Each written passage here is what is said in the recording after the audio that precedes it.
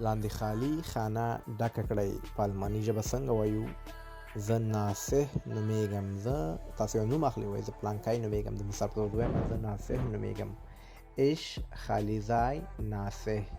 Ich heißen ناصح.